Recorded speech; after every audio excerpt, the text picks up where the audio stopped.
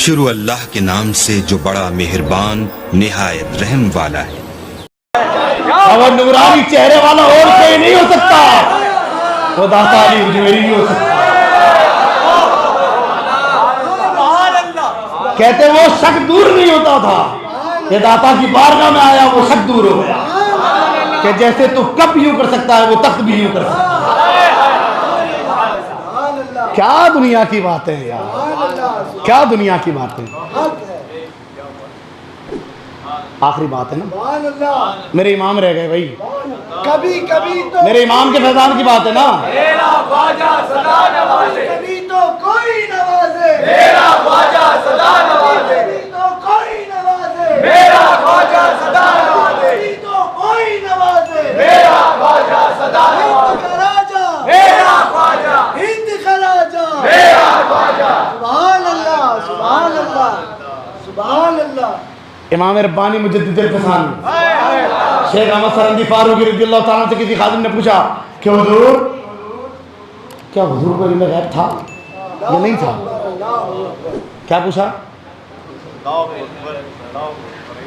قرآن و حدیث کے بعد دو کتابیں بڑی معتبر مانی جاتی ہیں، ایک مولانا روم کی مصنوی شریف اور ایک مکتوبات امام ربانی مجدد الفسانی، یہ بڑی مضبوط مانی جاتی ہیں۔ امام ربانی مجدد الفسانی کو پوچھا کہ حضور کیا حضور کو علم غیب تھا یا نہیں تھا؟ تو امام ربانی تو سادے سے جلال میں آ کر کہتے ہیں میری فاروق کی کنیت وال مارے اس سے پہلے چلا جا کہ تجھے یہ شخص پیدا کیسے ہوا کہ حضور کو علم غیب تھا یا نہیں تھا۔ محبوب کو علم غیب اللہ نے دیا ہے، اللہ کی عطا سے ہے، شک کیسے پیدا ہوا؟ اور میرے امام کا میں نے شعر کہا تھا، آخری بات شروع جہاں سے کیا تھا ختم نہیں کرتے ہیں۔ لے خبر جلد کے غیروں کی طرف دھیان گیا، میرے آقا میرے مولا میں تیرے قربان گیا۔ اور لوگوں نے اس طرح کی تشریح کی ہے کہ جب یہ وہابی دیوبندی اہل حدیث یہ رافضی خارجی مودودی قادیانی یہ اپنے اپنے لکڑ بھنگے جو تھے نا، یہ اپنی اپنی تبلیغ کرتے تھے، تو کہتے ہیں کہ اے آقا میری خبر لینا، میں ان کی طرف چلا گیا ہوں، میں ان کی ٹکڑی میں چلا گیا ہوں، ہے نا۔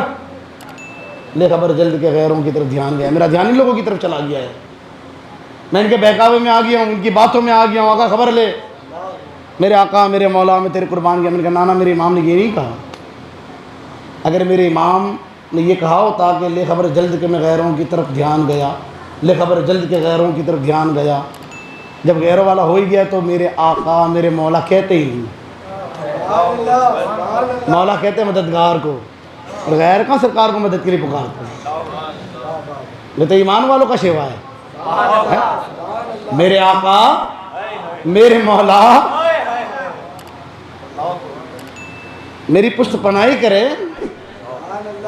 جب لوگوں نے اپنی اوقات دکھائی حضور کی شان میں نکتہ چینی کرنے لگے، آقا کی ناموش پر بھونکنے لگے، تو میرے امام اشاہ امام احمد رضا کا فاضل بریلوی علیہ رحمہ اپنی آستینوں کو چڑھاتے ہوئے قلم کو اٹھاتے ہوئے میدان میں آئے اور آقا سے کہتے ہیں آقا دھیان رکھے، لے خبر توجہ ڈالنا،